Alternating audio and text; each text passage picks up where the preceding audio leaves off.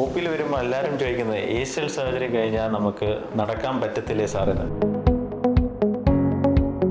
ACL എന്താണ്? ACL എന്ന് പറഞ്ഞാൽ നമ്മുടെ മുട്ടിലെ രണ്ട് മെയിൻ ലിഗമെന്റിൽ ഒരു ഏറ്റവും വലിയ ലിഗമെന്റാണ്. ഏറ്റവും കൂടുതൽ ഇഞ്ചുറി, സ്പോർട്സ് ഇഞ്ചുറി ഉണ്ടാകുന്ന ഒരു ലിഗമെന്റാണ് ACL ഇഞ്ചുറി.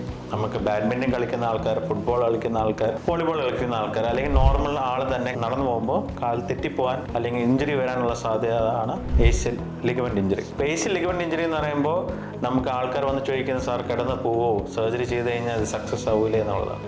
ACL ഇഞ്ചുറി ഒരു കീ ഹോൾ സർജറി വെച്ച് നന്നാക്കാൻ പറ്റുന്ന ഒരു ലിഗമെന്റാണ്. വളരെ എളുപ്പമാണ്. നമ്മൾ ലിഗമെന്റ് എടുക്കുന്നു, നമ്മൾ ലിഗമെന്റ് കീ ഹോൾ വെച്ചിട്ട് റിപ്പയർ ചെയ്യുന്നു. റിപ്പയർ ചെയ്ത് കഴിഞ്ഞാൽ രണ്ടാമത്തെ ദിവസം തൊട്ട് പേഷ്യൻ്റ് നടക്കുന്നു. അതാണ് അതിൻ്റെ ഒരു ഗുണം. മുട്ട് തെറ്റുന്നില്ല, മുട്ട് വേദന മാറുന്നു, നീര് മാറുന്നു. 1 മാസം കഴിയുമ്പോൾ പേഷ്യൻ്റ് നോർമൽ കാര്യങ്ങൾ തിരിച്ചു പോകുന്നു. 6 മാസം കഴിയുമ്പോൾ പേഷ്യൻ്റ് തിരിച്ച് ഓടുന്നു, ചാടുന്നു, നോർമൽ കാര്യങ്ങൾ ചെയ്യുന്നു. 9 മാസം ആകുമ്പോൾ പേഷ്യൻ്റ് തിരിച്ച് സ്പോർട്സിലോട്ട് കയറാം. അതാണ് ACL സർജറിൻ്റെ ഒരു ഗുണം. നമ്മൾ ഇഞ്ചുറി ഉണ്ടായി കഴിഞ്ഞ് കഴിഞ്ഞാൽ ഏറ്റവും ആദ്യം ചെയ്യേണ്ടത് ഡോക്ടറെ കാണുക, പരിശോധിപ്പിക്കുക. എന്നിട്ട് MRI വേണമെങ്കിൽ MRI എടുക്കുക. MRIയിൽ ACL ഇഞ്ചുറി എന്ന് പറയുകയാണെങ്കിൽ അതിനുള്ള ട്രീറ്റ്മെൻറ്റ് പ്രോപ്പർലി എടുക്കുക.